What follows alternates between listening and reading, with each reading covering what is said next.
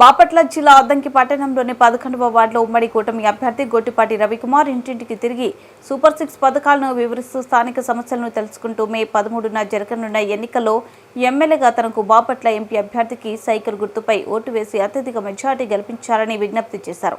గతంలో అద్దంకి నియోజకవర్గం అభివృద్ధికి పెద్ద ఎత్తున నిధులు కేటాయించి పట్టణంలో అంతర్గత సిమెంట్ రోడ్లు పెద్ద ఎత్తున వేయడం జరిగిందని, అంతేకాక ముఖ్యమంత్రి సహాయ నిధి ద్వారా అనారోగ్యం బారిన పడిన వైద్యం చేయించుకునే స్తోమత లేని వేలాది మందికి వైద్యం సహాయం అందించడం జరిగిందని, పట్టణ ప్రజలు దారిని తీర్చేందుకు 85 కోట్ల రూపాయలు మంజూరు, టీడ్కో గృహాలు, ఎన్టీఆర్ గృహాలు పెద్ద ఎత్తున అందించి ప్రజలకు అండగా ఉన్నామని అన్నారు. తెలుగుదేశం పార్టీ అధికారంలోకి రావడం ఖాయమని, అధికారం వచ్చిన వెంటనే మొదటి ప్రాధాన్యతగా పట్టణ ప్రజలు మంచినీటి పరిష్కారాన్ని చూపుతానని హామీ ఇచ్చారు. ఈ కార్యక్రమంలో పలువురు నాయకులు, కార్యకర్తలు, అభిమానులు పాల్గొన్నారు. ఎన్నికల ప్రచారం చేస్తాను. ముఖ్యంగా ఎన్డీఏ కూటమి ఇచ్చిన మేనిఫెస్టోని ప్రజల్లో తీసుకెళ్తా ఉన్నాం.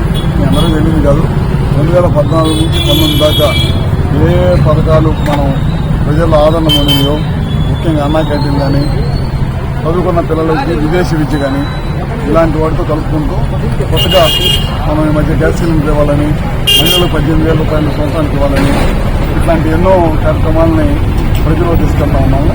మంచి స్పందన ఉంది. ఎందుకంటే వాళ్ళలాగా 2,000 నుంచి పెన్షన్ని 3,000 చేస్తానని చెప్పి అబద్ధం హామీ చేసి దాదాపు 5 సంవత్సరాలు పట్టిన పెన్షన్ ఉంటాయి. మన అయితే 2 నుంచి 2,000 చేసిన ప్రభుత్వం రాబోయే రోజుల్లో బీసీలకు 50 సంవత్సరాలకు ఇచ్చే పెన్షన్ ఇవ్వటం కానీ, అదేవిధంగా ప్రతి ఒక్కరు కూడా పెన్షన్ని 4,000 రూపాయలు చేసి ఇచ్చే పెన్షన్ ఇవ్వటం కానీ ఇవన్నీ కూడా జరుగుతూ ఉంటాయి. వాళ్ళు చూస్తూ ఉన్న ప్రజలంతా అప్రతాభావానికి గురి అవుతున్నారు ఈ ప్రభుత్వం పట్ల.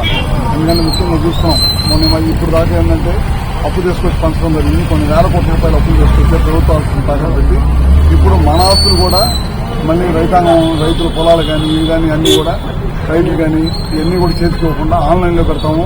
రిజిస్టర్ ఆఫీస్లో కాకుండా బయట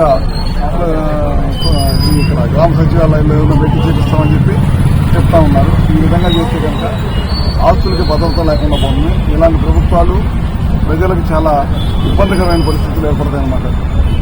ఖచ్చితంగా ప్రజలందరూ కూడా ఒకసారి గమనించాలి. ఏ ప్రభుత్వం అధికారులు ఉంటే మేలు జరిగిందో అది ఒక్క తెలుగుదేశం పార్టీ ఎన్డీఏ కూటమి మాత్రమే అని చెప్పి చెప్పకుండా ఏమాత్రం కూడా సందేహం లేదు.